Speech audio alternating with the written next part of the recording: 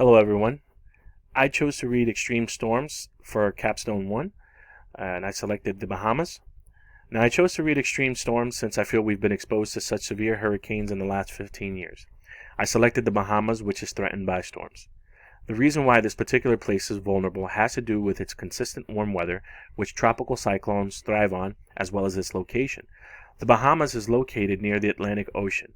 The Bahamas is typically 70 to 80 degrees Fahrenheit throughout the year, never truly having an off-season as most areas in the United States. The off-season, which is anywhere from June through November, is when the island is most vulnerable to hurricanes and rain. Human-caused climate change is visibly intensifying hurricanes and increasing the damage that they are doing, stated Michael Mann, climate scientist, in an interview with CNBC.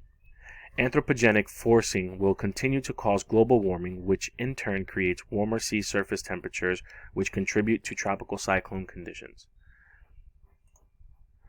According to the Intergovernmental Panel on Climate Change (IPCC), the projection of temperature increase from 2081 to 2100 will be approximately 1.9 degrees Celsius, while the sea level will reach 0.5 to 0.6 meters higher than it was between 1986 to 2005.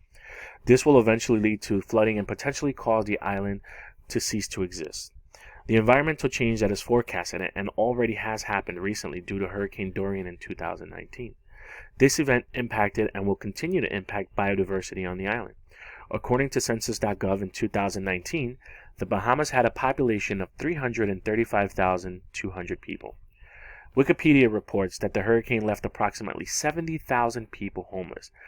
This approximately 20% of the population. As more land is lost due to flooding and damage, the biodiversity will change and in turn force various species to attempt to find a more suitable environment to inhabit. This will only create heat islands and continue to contribute to global warming. Now, there are quite a few solutions that can be implemented. The island can educate their citizens on the impact of greenhouse gases.